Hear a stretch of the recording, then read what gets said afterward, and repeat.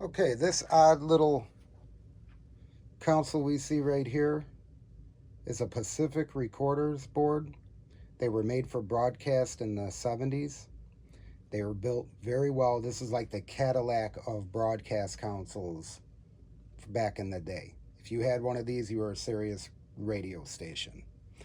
They were built extremely well using all P&G faders. Actually, these faders are the same as my master fader in my MCI board. So I could use any of these faders as a replacement for my master fader in my MCI. Or I could use it as mono faders too, but these are stereo faders.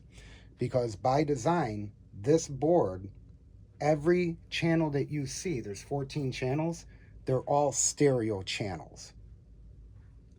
The first 3 that you see with blue fader knobs, these are mic pre's.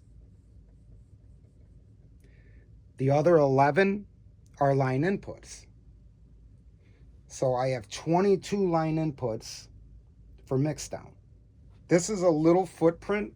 I don't know the exact size, but it's, a few feet by maybe 2 feet, and it's deep. It's made, there's a lip around the whole thing. If you could imagine a radio station that has a cutout in the center of a workstation, this is made to sit down flush inside the cutout of a desk. There's 2 stereo inputs into the board, if you see here, labeled input A and input B. I'm using stereo input A. If you look, there's gain control for the left and right. You take a little tweaker, a little flathead screwdriver, and you could adjust. So you send a 1K tone down the board, and you could adjust to calibrate the inputs of the board, which is a great feature. And it's great that they put that right here to make it very easy. All right. So we're going to focus mainly on the line inputs because that's what I'm going to use right now, not the mic pre's. But this board has Jensen Transformers in it, and it is a very clean sounding board. This is not colored too much. This is just, it's designed to be a clean broadcast console. Besides the 2 different stereo inputs labeled A and B that you could choose one or the other, there's 2 different mix buses on the board labeled program, which I have engaged, and then there's audition. So you could do program or audition or both, and that sends it out the master outputs of the board. So I'm using inputs A and program, as I don't have this fully wired up as I never use it. There is 2 monitoring modules, master modules, and they're labeled control room and studio monitor. And all that is you're monitoring, just like a regular console, you're monitoring the channel strips.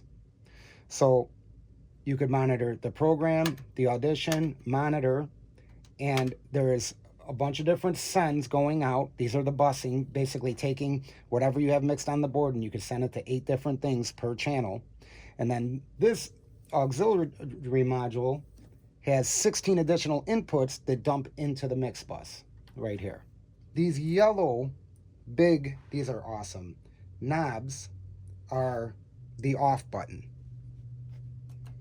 And then you have these red knobs are the on button. So if you look, this engages the channel. This turns off the channel. All right, so what I have set up here is I have 12 drum tracks sent out of Pro Tools, a stereo output to channel 1, line input channel 1. Then I have a drum reverb, stereo left and right, to channel 2. So if you want to hear the drums, all I gotta do is engage these 2 tracks right here.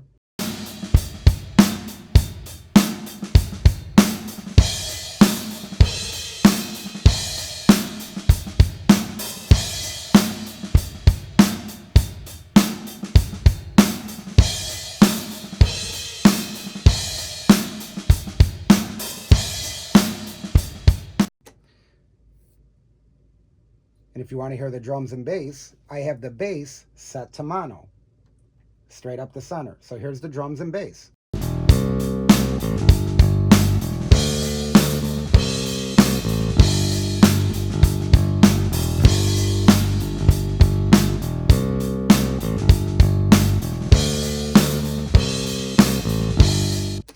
And then I have rhythm guitars, stereo left and right. So here's the main rhythm guitars set to stereo.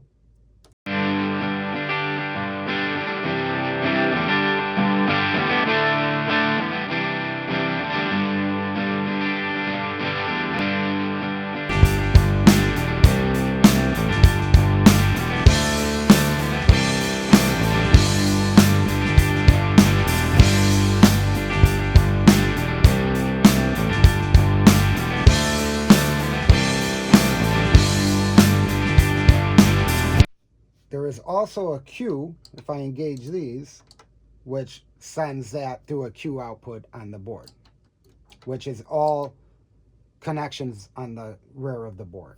So I have a stereo acoustic guitar going through this channel that was mic'd with a U87, a Neumann U87 on the body of the guitar and a Neumann KM84 around the 12th fret. Stereo guitar miking on the acoustic.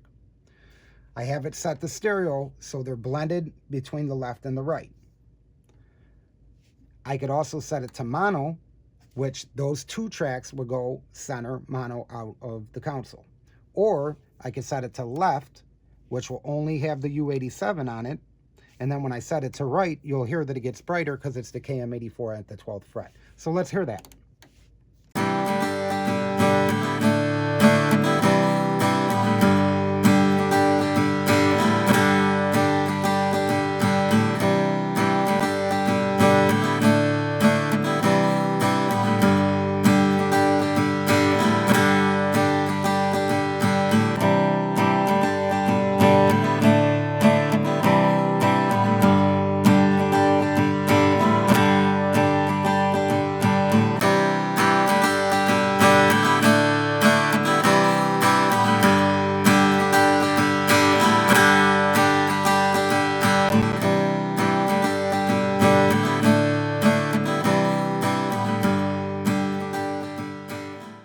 So as you can see, this board is a small footprint, but there is a lot of features that it has. And 11 channels is really 22 inputs because each channel is a stereo channel, which is perfect, especially for mixing out of the DAW. Because if you think about it, what would I use this board for? Extra returns. So what I would do is this. Say I have my MCI board is completely filled up with a mix, but I have extra auxiliary tracks and effects that I want to return to my MCI console. What I would do is a stereo reverb to here, sent out to here, return to this stereo track, stereo delay here, and you can mix it to how much you want. Maybe a stereo drum bus, stereo guitar bus, right? And it's only 4 faders, but this is 8 tracks because it's stereo. So I could blend, mix what I want, and then take the master output left and right of this board and dump it into the echo return of my MCI. And it's just, it'll dump in a clean, because this is an uncolored board, it's very clear sounding, my effects return into my MCI. So that's just one scenario. Or I can not use my MCI and I have 22 stereo channels to mix on. But in reality, I probably will not use this much, and I don't know how long I'll own this for. Just because I don't really need it. Let's have a look at this thing and see how it's built, because it is built really well. Well, they don't make things like they used to, right? And I want to keep this short, this video overall. So if we look down here, I'll take you off the stand. Look at this massive power supply for it. That is a big beefy power supply. And you could turn on the power supply and the logic and the audio separately. And it has your test points right here to where you can stick a multimeter in there and measure, make sure you're getting the correct voltage. Because you got to think, these were designed for radio stations. They needed to be able to do quick service, make sure and troubleshoot and figure out what the problem was really fast because they're on the air, right? So like I said, it's got a big metal frame. This is a heavy board. So you got a full stainless frame here. And that lip around it, because this was made to sit in the cutout of a desk at like a radio station or a studio, it sits flush. So you cut out a desk and you pop this thing in and it just sits flush with it. There's other channels that I did not point out that I should have. There is a mono channel. If I play this and turn on the drums,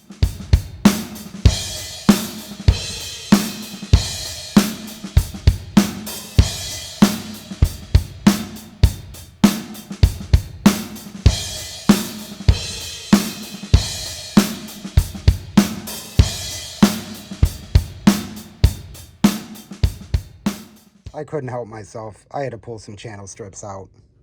So as you can see, it has the P&G faders right here. These are the same faders that are inside my 428 board. So I could use these as a replacement. And just lots of Jensen iron, Jensen Transformer round can, Jensen Transformer output, Transformer output. More Jensen, more Jensen. You got 2 more down there. You got more back there. It's like they used a lot of iron in this board. All the outputs are transformer balance outputs. All right, now this is a mic input transformer, Jensen 110K, JE110K. They got the old shadow switches, which is common for the era. This board has not been recapped. I could tell that all the capacitors are original. It has relays. They did do an upgrade. All the switches on here are LED lights instead of bulbs, which I'm sure originally they were bulbs, but they have LEDs in them now. Super clean, well made. I love that they have the trim pots for the left and right, like right on the board, out of the way, countersunk in, to where you could just run a 1K tone and just adjust your volumes. Very cool little board. Pacific Recorders Engineering.